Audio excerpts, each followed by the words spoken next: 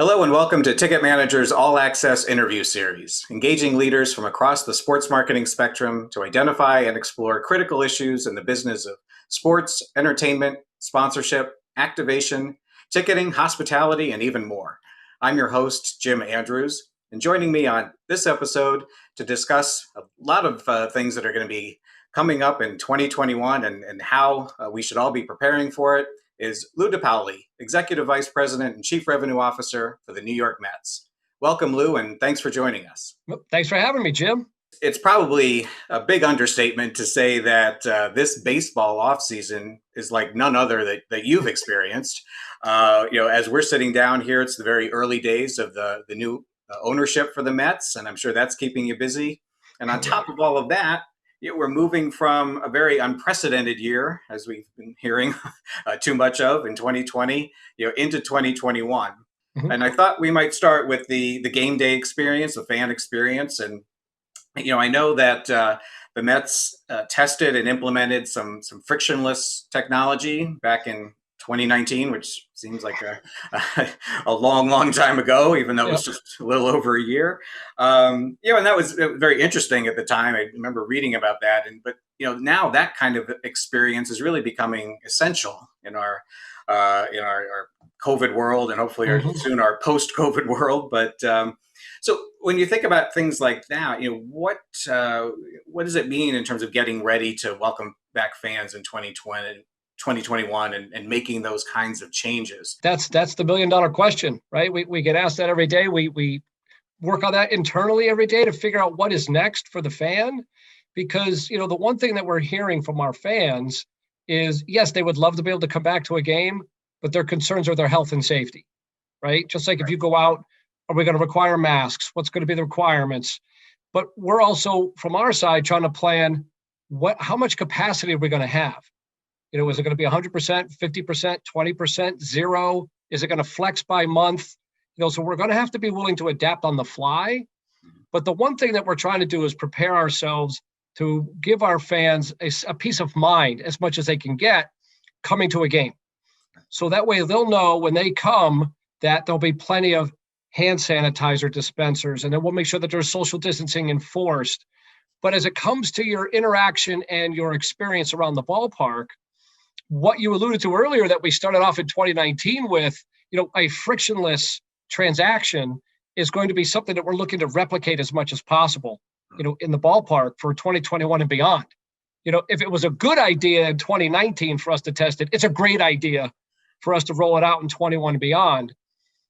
And the key for us was, we partnered with our concessionaire partner, Aramark, right, with Mash Gin and Clear to create a completely frictionless, experience for people to go in and buy a beer through one of we call our walk-through brew. So you could literally walk up to, the cooler, take a beer, put it on Mash Gin's, AI-enabled kiosk to cash register, use your Clear account to put your fingerprint on there, and it would not only recognize who you are, that you were over 21, and that it would also then charge your credit card, all in a matter of seconds. We're looking to replicate those types of frictionless, environments going forward. We've talked about, potentially going cashless and all those other types of things, because your experience coming to the ballpark is going to be a lot different. Yeah. The one thing that I think, I use as an example to everybody, for 100+ years, people coming to a baseball game would come in, they'd sit down on their seat. We'd have an in-seat vendor yelling, hot dogs, get your hot dog vendor. Sure, I'm in row 9. I raise my hand. The vendor grabs a hot dog, and 8 other people touch my hot dog before I get it. And then I turn around and I send back a $10 bill or a $20 bill. Everybody touches it. And then the change comes back. Like, that's been going on for 120 years. And we never thought anything about it. No, now it's completely unheard of. People would look at you like, are you crazy? Like, why would I do that? So everything we're going to do is be mobile ordering, at as much frictionless as we can get, so that people understand, like, if I'm ordering food from a concession stand, it used to just come completely open. Well, maybe now it's coming in a clamshell, something that will cover it. And we'll give you designated times to pick up your order at a concession window so we avoid lines. there's just so many things we have to think through because the world is different. And fans, their number one concern is their health and safety, as it is ours for them. Clearly, that's a lot of new horizons in terms of that aspect of the fan experience. Beyond that, some of the things that you've been doing in the last few years, have been really successful. One of them, was the big success you had with entertainment partnerships, and you partnered with a lot of pop culture brands, Marvel and comics, DC Comics, Yep. WWE, and having, like I said, success with that and drawing in casual fans through bobbleheads and other promotions. Do you expect that those types of efforts would continue to be kind of pillars of your sales strategy in 2021, or will other things have to come into play? So look, our goal is to continue those partnerships, and they're growing. So we started off about 3 or 4 years ago with just Marvel. And then now it's just expanded to what you said, Marvel, DC Comics, WWE. Plus we got, Netflix. You start going through all these partners that we have, and it's been fantastic. I mean, we did something special with Jerry Seinfeld specifically a couple of years ago, which was great. And the fans love it. It just gives people a different reason, and it gives us a chance to connect to a different audience by doing things like that. So yes, it increases sales, but it helps us engage a different audience, and it keeps us really pop culture relevant. That's what we're trying to do, is to stay relevant in pop culture. We also counterbalance that with a lot of historical, giveaways and promotions that we do during the year that play upon our great history. So, in 2019, the last completed season with fans, it was our 50th anniversary of the 1969 World Series Mets. And we feted them over a weekend. We did a lot of things during the year, and just to remind people of the history. So again, the history is going to appeal to one segment of our fan base. The pop culture ideas, the relevancy of our promo items appeals to some others, because, if you want to draw 3+ million fans, you're going to need a lot of people that you have to target. You can't just count on one fan base anymore. Another aspect of this that near and dear to my heart is the sponsorship side of things, and I know that's been something that you've spent a lot of time working on. And you mentioned to me earlier that Mets were on pace to bring in your highest partnership revenue ever in 2020. Then obviously in March you had to kind of switch gears and go from being on offense in terms of bringing new deals in to kind of defense and looking for ways to deliver value to the partners in a completely new environment, to say the least. You can talk a little bit about how your team managed those conversations and what type of response you got when you approached those partners, when obviously it was not going to be business as usual in 2020. You said it. Well, Jim, you used a phrase that we used a lot in the office as it related to anything sales related, for the past 9 months. It says that we had to switch from being on offense to being on defense. And again, when you're a sales organization, you always want to be on offense. I mean, most of the time you're out there trying to generate that new business and make sure you're retaining your customers. Now all of a sudden we're playing defense. It's like, okay, how do we keep them happy? How do we over deliver assets? Can we make sure we get their payment? And how do we creatively activate the partnership? With no fans in the building, we can't go down there and do any street activation or anything in park. So it became, quite a challenge. And, to our partners' credit, they were all great. A lot of our major partners are all partners with other teams in other leagues. So they got it, and they were having those conversations, but they appreciated the fact that we reached out, fairly aggressively to talk to them about the deal. How can we provide more value? Come up with a lot of ideas, like here's some assets that we have that are maybe untapped. Maybe we could do a little bit more social. Maybe we could do a little bit more with our TV network. Let's just think outside the box and provide some additional elements to try to activate this partnership. Right. But we were also fortunate that just before we started playing the season, that MLB allowed us to then sell some assets that had never been allowed to be sold before, which was very, very helpful because they're valuable. The back of the mound branding, right, which was great.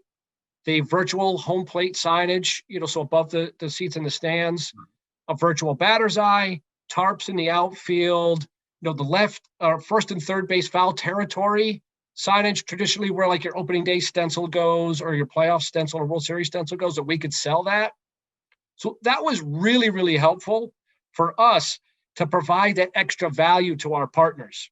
And, if you saw some of the highlights of our games, not only did we have all of those assets utilized, we also had the ballpark full of all those fan cutouts. Mm-hmm. So I happened to see a highlight this morning, ironically, of a game from this past year that I was looking for something, and I forgot that there weren't fans in the stands. It looked real to me just on a quick glance. Right. I was like, oh, wow, Jacob deGrom was on the mound, and it looked like the ballpark was packed. I forgot those were cardboard cutouts. And then I saw our sponsor signage in the outfield and the upper right field and behind home. I was like, wow, what a crazy year it's been. But our partners were very, very gracious and understanding. And, they negotiated to get the most they could. We wanted to make sure we did the right thing by them and try to figure out creative ways to activate their partnership in unforeseen circumstances. And do you think some of that new inventory and new activation ideas, will those continue in 2021 and beyond, do you think? Still discussing that with Major League Baseball. I mean, they've given us the rights maybe for a couple of things, but we're still just trying to make sure we get the official A-OK before we move forward. But there's some really valuable ideas there that we're going to be able to move forward with. And that, leads to other things. I know like the NBA has jersey patch sponsorship and practice jersey sponsorship that, baseball's also considering for down the road. Right. I don't think anything's going to happen for 2021, but, this does allow you then to start looking at things a little bit differently and provide new assets because the teams can really monetize, these opportunities well, especially in baseball with all the exposure that you get. Mm-hmm. It's extremely valuable. Yeah. So, and that's, in other conversations that I've been having, everybody's kind of identifying what, you might want to call it silver lining to what we've just been through, is that it has opened eyes to other possibilities and things we hadn't thought about yet, or things that were kind of on the back burner that have now moved to the front burner. So, yep. It's funny. I told one of our sales reps, so right in, it was probably like May. So, in New York, April and May are just tragic. COVID is running rampant. Yeah. It's not good. I mean, we are the epicenter of the world in terms of cases at that point. And one of our reps in sponsorship actually closed a new business deal, a decent sized, 3-year agreement. And I remember telling him, think about this. What you just did is rather extraordinary. And this is something you're going to be able to tell your staffs down the road when you're a leader, right, that you're going to be able to tell your kids or your grandkids, like, I was able to close a $1 million deal during a pandemic. Yeah, that's pretty amazing. I mean, how great is that? I mean, that's one of those stories that you'll always be able to tell. And if one of your reps comes to you and says, hey, I'm having a tough time selling, or it's not a great environment, you say, hey, I closed the deal during the pandemic. Let's go. You can close the deal. Exactly. It's like I walked 9 miles uphill to school both ways. Yeah. With no shoes or with, whatever. Yeah. I heard those stories too, right? Exactly. Well, Lou, I really appreciate you taking the time and discussing this, and best of luck with all the stuff we've been talking about and planning for next year and getting the season underway. And hopefully we'll have a chance to check back in with you, see how things are going, and see if some of those new plans actually are in use later on in 2021. But until then, I'll just say thank you very much for joining me today. Thank you. Thanks again. Thanks for having me. This was really well done. And, I look forward to hearing back from you in the season when we're playing in front of a packed house. And, we have a lot of new partners, a lot more activation. Awesome. And as a Mets fan, I don't know if you can see Mr. Met over my shoulder there, but hopefully I'll actually get back to New York and get to Citi Field for a game or two. We look forward to having you and every other Mets fan filling up the ballpark this year. Awesome. Thanks, Lou. And on behalf of everyone at Ticket Manager, thanks to all of you for watching, and please join us again for the next episode in our All Access interview series.